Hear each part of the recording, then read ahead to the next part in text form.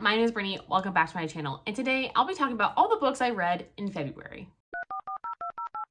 It's Brittany, bitch.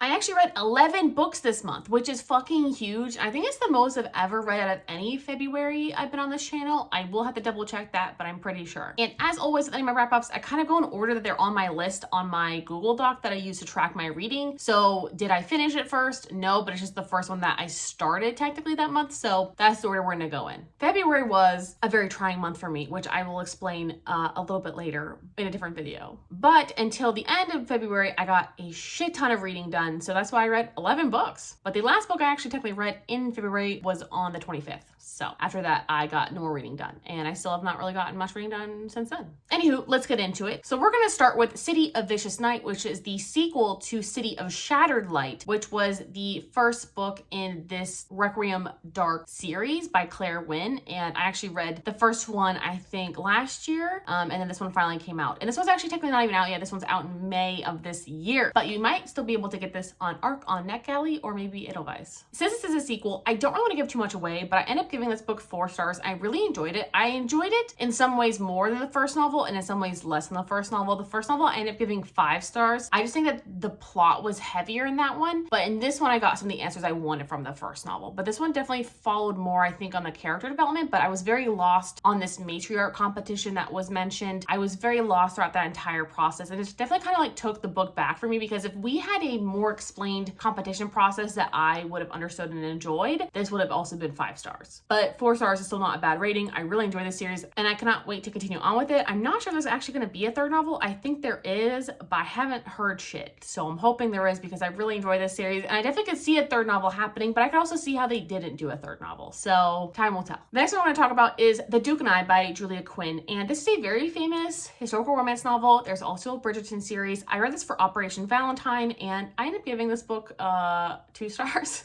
It wasn't my favorite book. It wasn't my favorite historical book. I think it's one of those times when the show might actually outshine the original material, aka the novel. The characters were flat and honestly incorrigible at most points. The romance was meh. I mean, I enjoyed the writing style, but I just feel like this book really didn't have a whole lot for me. I feel like the show on Netflix was way, way better done, and the book just didn't really do it for me. I don't know. I don't know if it's because I read the book after I watched the show and I saw how amazing the show was, or what. I'm usually pretty objective when it comes to that. Like, I try to be as objective as possible and try to see it as like just its own work of art, but I just found it kind of boring, to be honest. And of course, there is the sexual assault scene later on in the book that we all know about, if you know anything about this book, that I honestly at this point like wish they would like rewrite it. Like, nobody likes it. It's a very big part of why people don't like this book, and I equally don't really like it, especially because she never was like punished for what happened or talked to. It wasn't ever like talked about. It was like accepted and she was like victorious. Don't like that. So absolute pass, but 2 stars. Next up was Starfish by Lisa Phipps, and this is actually a middle grade novel about bullying and being bullied because you're fat. I don't know what's up with all of these middle grade novels being written in verse, but this one was also written in verse, and we're following Ellie and her experience with bullying and being fat and even being like shamed by her own mother and being told to eat differently and wear this and you should try to lose weight, even to the extremes where her mother's trying to get her to have surgery, like gastric bypass surgery. It is like very, very triggering and very, very intense. Like, if you, like me, were bullied for being fat, I don't really know if I'd recommend it.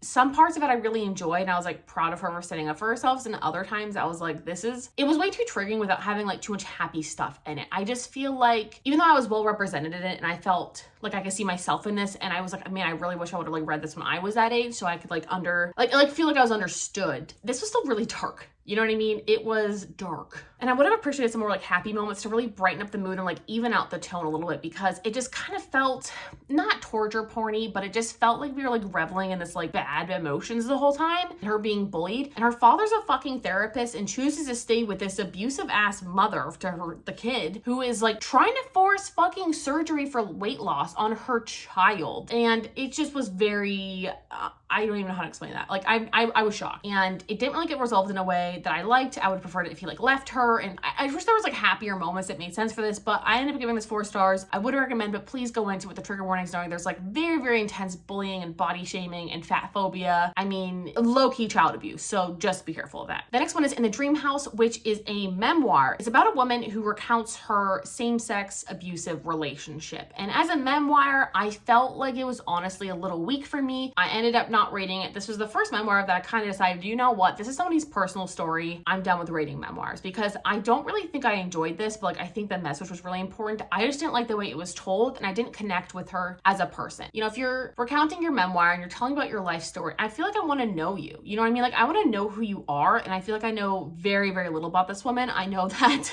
her parents live in Allentown, Pennsylvania. She was in an abusive relationship and she's now happily married to a woman. I feel like there's really not that much that I know about her. I mean, some of the abuse was very, very interesting to read, and I enjoyed it because it was done well. But then a lot of the other parts of it just didn't make sense. I found my interest waning a lot. Like some of the parts that were really intense and abusive, I was like, oh my God, like I was so invested and I was like, wow, this is crazy. And then it just kind of go to other stuff that I didn't connect with. I didn't understand. I didn't feel like it was like relative to the story. And I think it was just the way it was told. It was very purple prose for me. It was kind of hard for me to like follow at some points. And I think that it was just a disconnect. What I recommend is a memoir, like absolutely. I think it's very interesting. And I think a lot of people love it for that very reason. But like, did I actually enjoy this memoir? Yes and no. There was also just a lot of like media references and stuff I just feel like took away from her memoir. I don't know. I feel like sometimes you can bring stuff in and it works, but in this case, it just didn't for me. And next up we have And Every Morning the Way Home Gets Longer and Longer, which is a novella by Frederick Bachman. And it's only like an hour long on audio. It was really, really quick. And yeah, it made me cry. So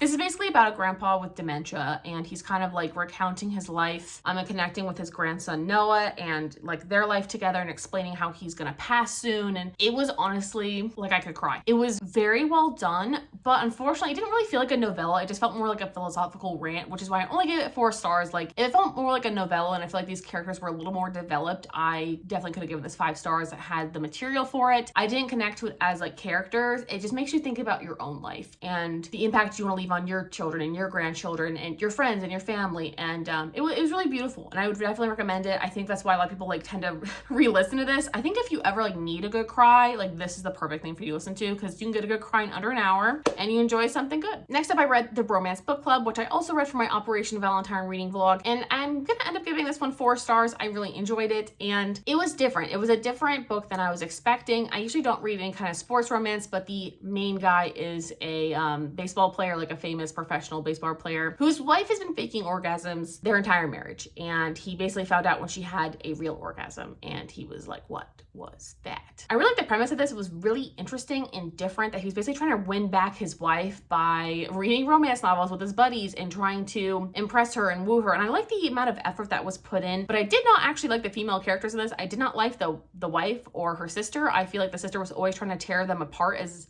a couple. And even though this is a second chance romance, I actually really rooted for them just because I really enjoyed Gavin so much. Like he was such an interesting character, and I just feel like I don't like the wife at all, honestly. Like she lied their entire relationship, and she did a disservice to herself, and she did a disservice to him, and is not on top of that, she lied about so many other things. Like she never told him how she truly felt about things, and like she basically blames everything on him, even though she never told him these things. And you can't expect people to read your fucking mind. I think it's my biggest frustration in relationships in general is that people cannot read your mind. You have to tell them what you want and what you expect. And so I didn't really root for her, but I rooted for the relationship. I know this has more in the series. Like would I eventually continue on? I guess so, but like I'm not particularly invested in like the characters, but this premise itself was interesting. The next one.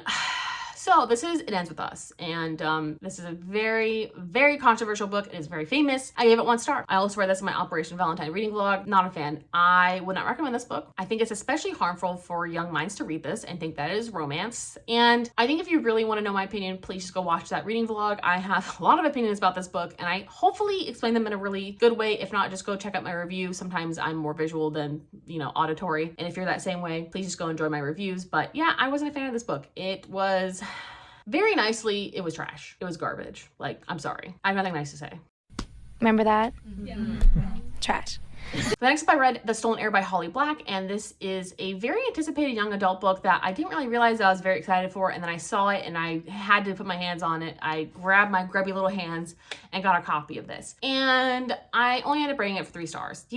This book had a lot of potential, but basically it's in Elfhame, so it's in the Folk of the Air series like realm. So if you read like The Cruel Prince and all that, that's the same exact author, it's the same setting, but we're following different characters. So we're following Prince Oak when he is older, and then now we're following Ren, who is like a completely different character. And this is basically a quest novel. I forgot about that going into it. Like, I knew it, I read it, I'd heard it before, but I completely forgot about it. I was reading it and I was very confused what the fuck the quest was about. The quest is not explained to like the last 10% of the fucking book. So if you like that kind of stuff, that's cool. But for me, I had a hard time with that because I like things to kind of be explained a little bit more up front. I wasn't invested enough to care that they were on this quest to begin with, to like enjoy each other instead of actually knowing what the quest was about. So that was just how I felt about it. I would continue on with the series because it's obviously the first one. The second one will hopefully be coming out in the next couple of years. But I mean, I enjoyed it, but they don't hold the same magic for me as like Jude and Carden as characters. I think that's a big part of it is Jude and Carden made their appearances in this novel. And by appearances, I just mean like mentions, like there's a couple of Easter eggs. Every time they were mentioned, I just got so excited. And then I realized like how much I didn't care about these other characters in this novel. So take that with a grain of salt, but that's just how I felt about it. Next up is The Last City, which is a sequel to The Last She. And I ended up reading that first book, I think last year as well, in the same exact reading vlog. And I actually ended up liking the sequel more than the first one. The Last City, I feel like was done a whole lot better for me. I think it had more tropes that I enjoyed. It had a plot that I enjoyed. I didn't still love the characters, but the plot was so much more interesting to me. And there were so many other things that I finally got fucking answered that I was dying for in the first book that like made me actually enjoy this book. And I really liked it. I rounded up to 4 stars. I don't want to ruin this book for you, but of course it is a sequel. So I definitely recommend that you go check out the first book. But I feel like this is actually one of those books you could kind of read not knowing much, maybe like read like the synopsis of the first one. And you might actually almost have everything set for the second novel. I think the second novel was so much better. This one felt like what the first book should have fucking been. You know what I mean? Like, it started off really well. We had a pretty good plot. I just feel like there was definitely some disconnect between the first and the second book for sure, but this one was so much better and actually explained my medical testing and experimenting questions. And this didn't suffer from that middle book syndrome. This one literally felt like a really, really good first novel. So I enjoyed it. I'm looking forward to, I think it's the third and final novel in the series. I'm really hoping it ends with a bang because this one ended with a bang. So I'm curious to see where it's going to go from here. And I'm going to be looking out for my neck alley for that one. Next up is Killers of a Certain Age, where basically we were following 4 grannies who used to be spies and now they are retired at the age of 60, and their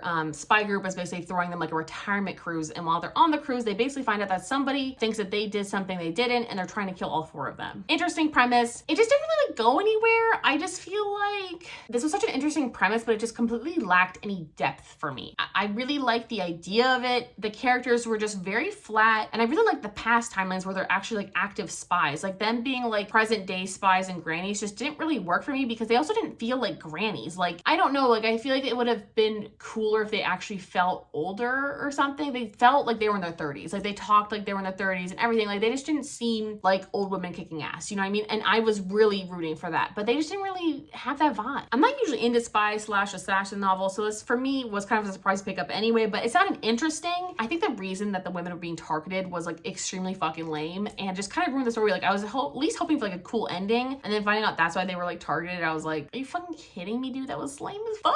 So my believability of the novel and everything just went down considerably. So it got 3 stars out of me. I would recommend it. I think if you like spy novels, you'll probably like it more, but they're not really my thing. So this is kind of an outlier for me anyway. And the last book I read is a middle grade novel named Forget Me Not. And I actually give this one 4.5 stars, but I put it as a 4-star on Goodreads. I just feel like something about it was missing enough to get me up to a 5-star rating, but it was so good. I feel like it deserved at least 4.5 stars. I can't think of another way to describe it, but that's exactly what my thinking process was. So this middle grade story, also written in verse, which seems to be such a thing nowadays in middle grade. It is basically a story about our main character, Calliope June, who has Tourette syndrome and deals with a lot of issues with that. And on top of that, her mom is like a serial dater, obviously has a lot of, you know, trauma and stuff about dating, keeps dating guys, and then having to leave. And so every single time that she like makes a friend, she has to move. And it's very traumatizing for Ellie. And she also makes this new bestie while she lives here in this current town. And they became really quick friends, and he deals with like racism and all that other stuff. So it's a very like deep book in terms of like what you actually deal with, but it felt really lighthearted and funny and kind. And there was so much like love and friendship in this book that even though it dealt with really dark, deep topics, you know, like a neglectful, abusive single parent, racism,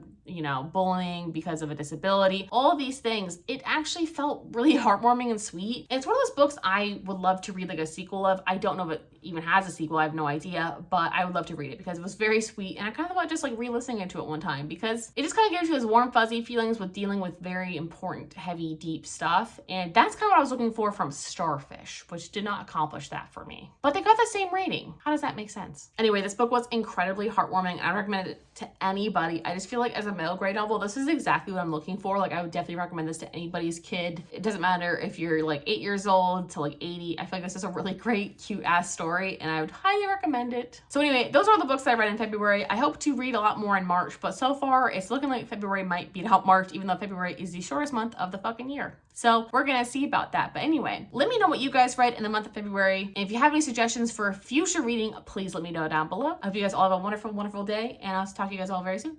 Bye.